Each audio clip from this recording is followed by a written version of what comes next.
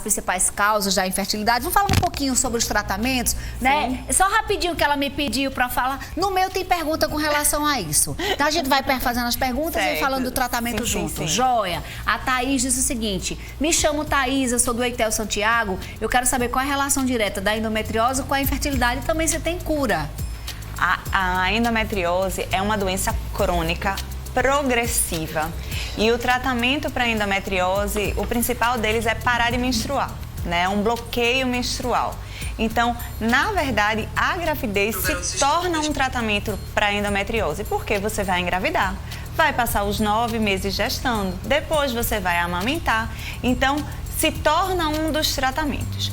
A endometriose não tem cura, ela tem controle. Então, a gente consegue controlar através do bloqueio hormonal e consegue diminuir os focos através da cirurgia, que é a videolaparoscopia. E sim, existe uma relação direta, porque a endometriose, como eu falei anteriormente, ela pode impedir o encontro do espermatozoide com o óvulo, se por acaso ela alterar a trompa. Ela pode diminuir a qualidade ossitária e dificultar a implantação do embrião. Ou seja, uma aulinha, viu? Que eu adoro. Tá aí sobre endometriose. Já a Raíssa, ela diz que tem ovários policísticos e até agora não conseguiu engravidar. Ela já fez tratamento e nada. Me ajuda. A Raíssa não disse quantos anos tem. Pronto. O ovário policístico, pra gente, teoricamente é de fácil manejo. Porque pra mim, quando você tem óvulo e tem espermatozoide, o resto a gente resolve. Então, o ovário policístico é uma dificuldade que a paciente tem por diversos motivos. Na verdade, o ovário policístico é uma síndrome plurimetabólica, ou seja, ela tem várias situações envolvidas, onde a gente sim consegue corrigir. A gente corrige através de utilização de medicação metabólica. A gente pode utilizar um hipoglicemiante, quem conhece a metformina. A gente utiliza indutor da ovulação para melhorar essa capacidade ovulatória.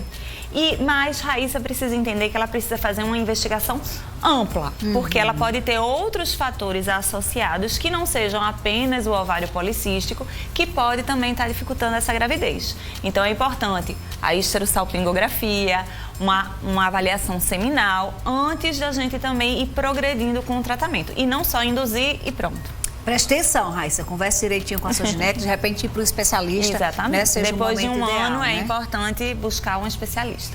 Queria saber se tem chance de engravidar ainda do método normal ou só fazendo um tratamento específico para engravidar, porque o médico está suspeitando que a quantidade de esperma é boa, mas não sai, ou seja, a qualidade deve ser boa, mas há uma mortalidade aí nessa história, morre no meio do caminho, né? Sim. A qualidade é que está fraca. Ele precisa ir realmente para um urologista, um especialista masculino, e nele ele vai identificar qual o problema, porque, por exemplo, existe uma doença que a gente chama varicocele, que é a dilatação das veias do testículo. Isso causa um aquecimento do testículo e isso faz com que muitos espermatozoides morram, tenham uma dificuldade de motilidade, de morfologia. Então, às vezes, uma correção da varicocele pode melhorar e muito essa qualidade espermática.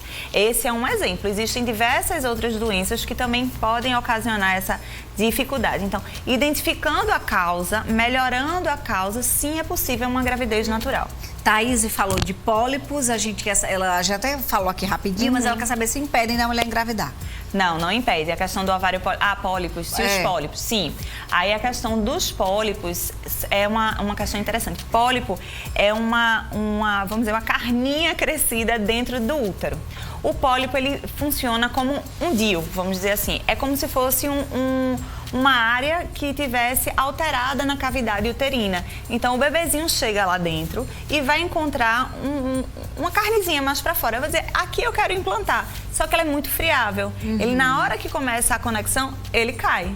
Ao mesmo tempo, ele ocupa um espaço importante para o desenvolvimento desse bebê.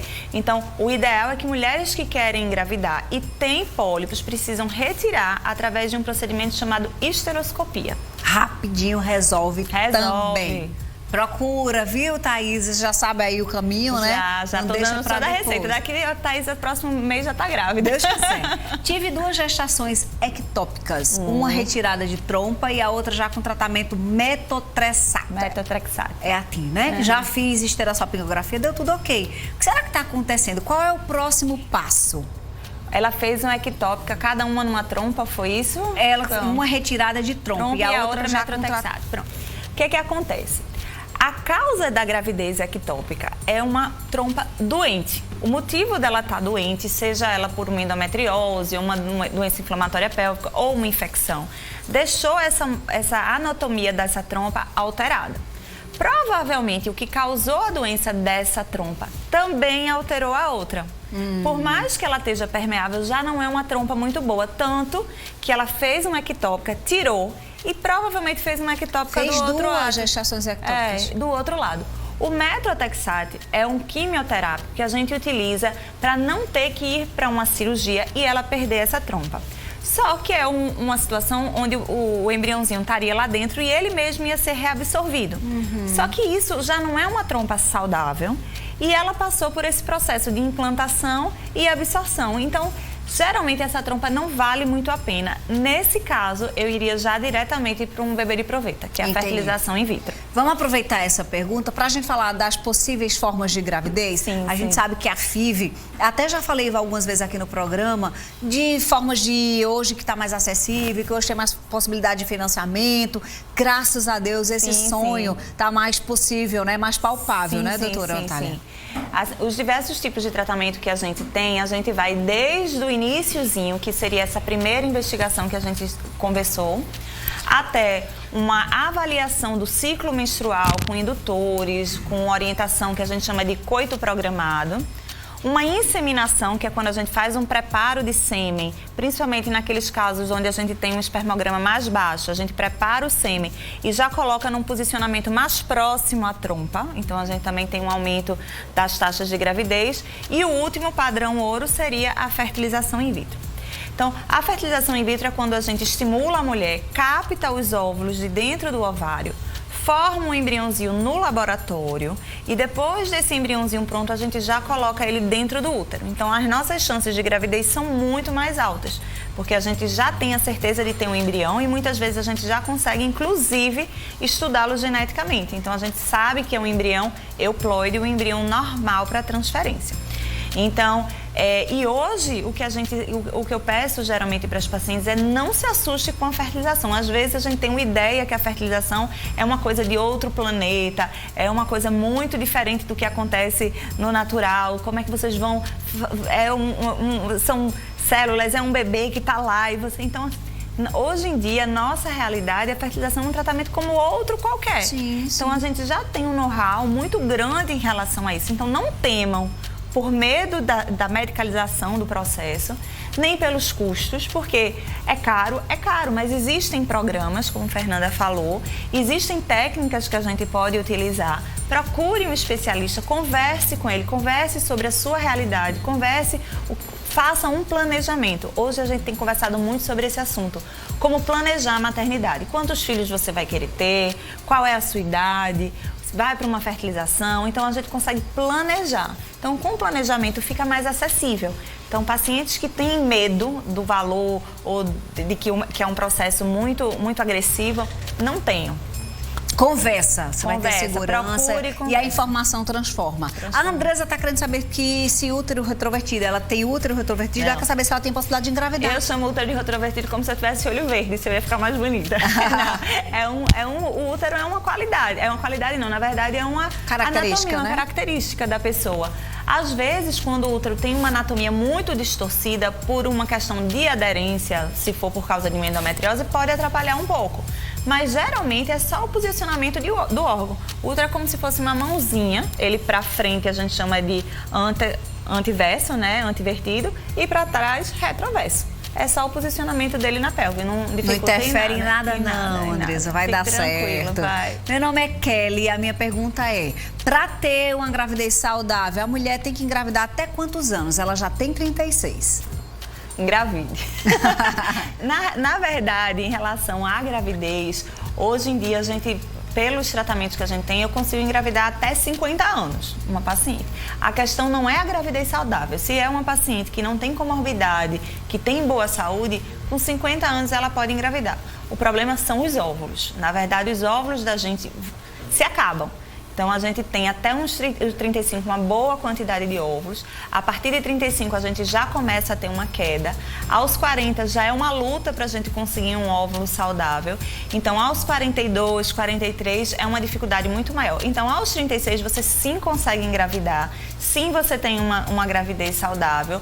Mas não espere, não pela questão da gravidez, mas sim pela questão dos seus óvulos. O tempo, né? O tempo. Juliana Almeida. A Juliana traz um relato aqui. Ela gostaria de saber sobre alterações nas células NK do endométrio. Ela quer saber se causa infertilidade. Ela fez a biópsia, deu 75% de alteração. Ela fez o tratamento e está com a bebê nos braços agora assistindo. Fernandinho, ô Juliana, que relato lindo. Mas ela teve essa alteração, causaria infertilidade? Sim.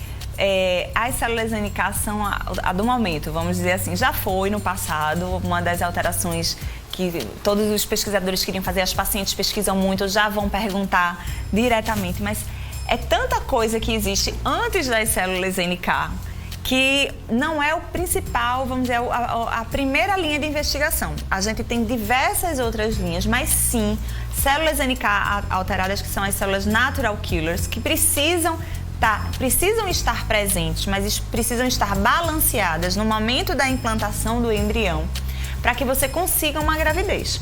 Mas não é só as células NK que precisam estar envolvidas. Tô com infertilidade há 1 ano. O problema é minhas células NK. Existem milhões de fatores antes. Por último, seriam essas células NK. Então, depois de toda a investigação realizada, investigação genética, trombofílica, de endometriose e diversas outras, vai ter um momento que a gente vai chegar, não, exaurimos. Vamos agora tentar a questão imunológica, que envolve as células NK.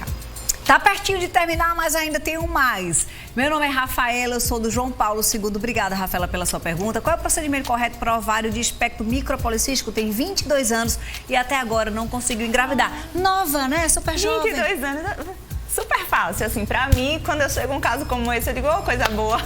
Tá na flor da idade. Vamos conseguir rapidinho. Veja, um ovário policístico, a gente vai primeiro ter que orientar uma dieta. Eu não sei, você não colocou muitas observações sobre o seu padrão, eu também não sei, mas é importante fazer uma dieta, é importante utilizar hipoglicemiante, a gente usa muito metformina, glifage, isso vai melhorar o metabolismo do seu organismo, porque quem tem ovário policístico tem o que a gente chama de resistência à insulina, então isso está completamente conectado. Então, a gente precisa melhorar o seu metabolismo, fazer vitaminas para que você consiga ovular melhor e entrar com indutores. Mas lembre-se, você pode ter outra causa associada, se já faz mais de 1 ano.